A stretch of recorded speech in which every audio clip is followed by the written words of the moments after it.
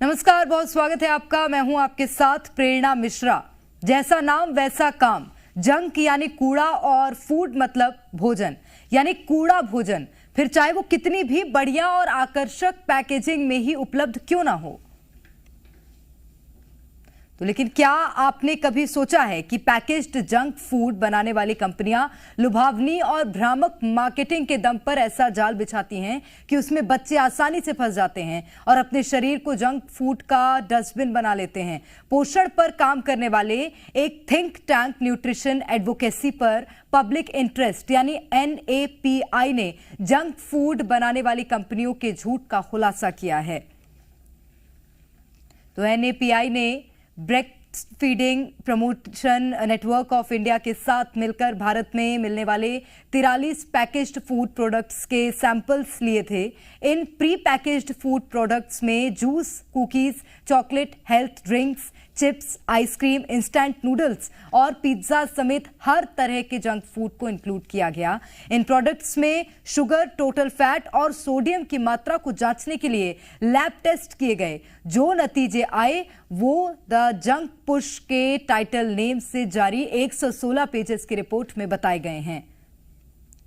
तो 43 में से 8 प्रोडक्ट्स ऐसे थे जिनमें शुगर, टोटल फैट और सोडियम तीनों ज्यादा पाए गए हैं। 43 में से 31 चीजों में शुगर अधिक पाया गया है। वहीं 29 में टोटल फैट ज्यादा था, जबकि 19 चीजों में सोडियम अधिक पाया गया है। तो यानी कि मार्केट में उपलब्ध लगभग सभी junk food products health test में फेल हुए हैं, लेकिन इसके बावजूद इन प्रोडक्ट्स की डिमांड और सप्लाई दोनों तेजी से बढ़ रही है। आखिर इसकी वजह क्या है? इस सवाल का DNA टेस्ट करने वाली हमारी रिपोर्ट जंक फूड के शौकीनों को जरूर देखनी चाहिए।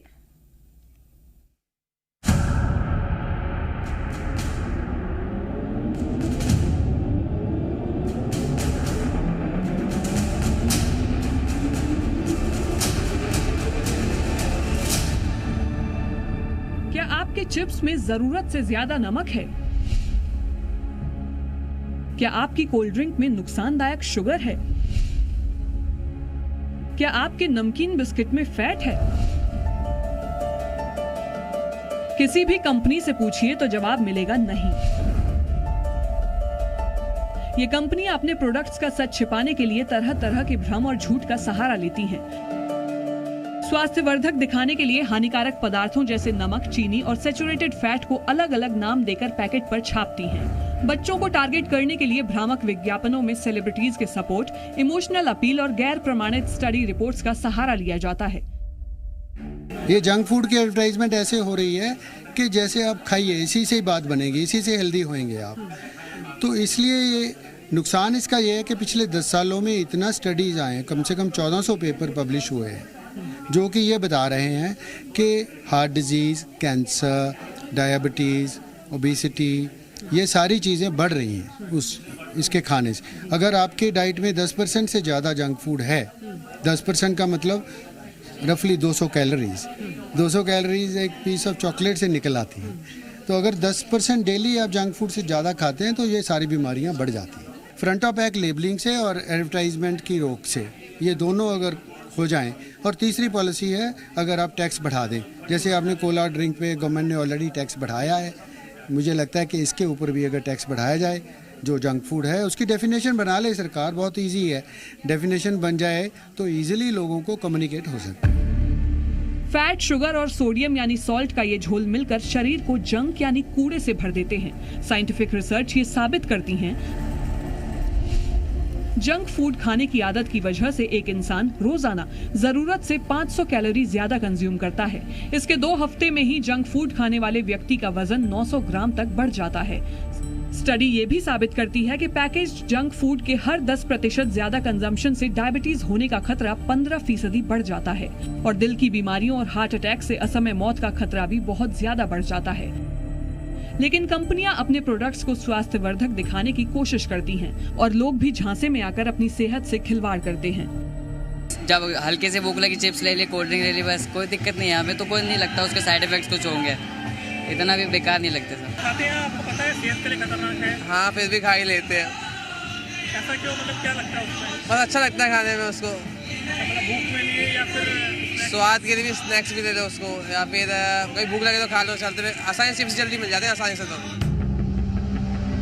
मार्केट ऐसे सामान से ही भरा है और ऊपर से इनके विज्ञापनों की भरमार ने लोगों की बुद्धि भ्रष्ट की हुई है।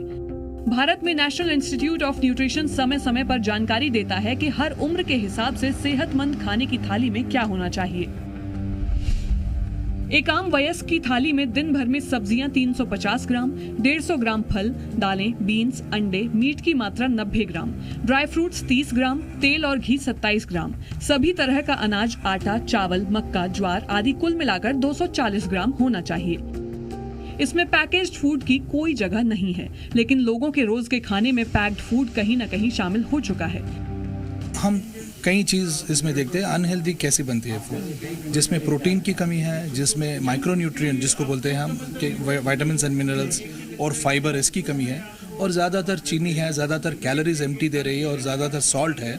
तो इसको हम ज़्यादा से ज़्यादा घर में बनाएं या बाहर से बनाएं, उसको हम अनहेल्दी ही मान सकते हैं। What makes packed food, I mean highly processed, ultra processed packed foods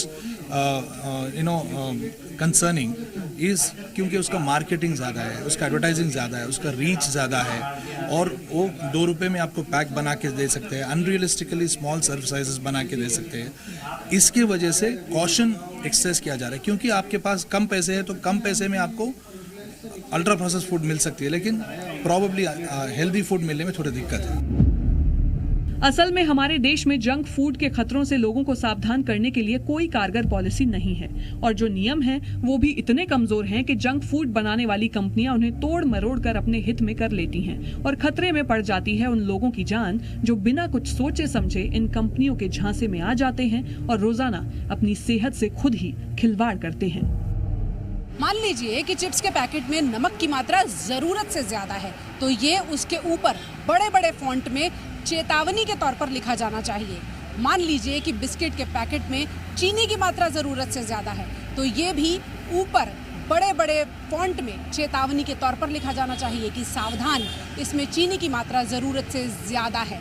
सैद्धांतिक तौर पर प्रशासन भी इस बात को मानता है कि ऐसा होना चाहिए। हेल्थ एक्सपर्ट्स भी कई बार आगाह कर चुके हैं कि जब तक लोगों को जागरूक नहीं किया जाएगा, भारत से लाइफस्टाइल वाली बीमारियां जाने का नाम नहीं लेंगी। लेकिन इस सिद्धांत को व्यवहार में बदलने में कितना टाइम लगेगा, ये कहना मुश्किल है।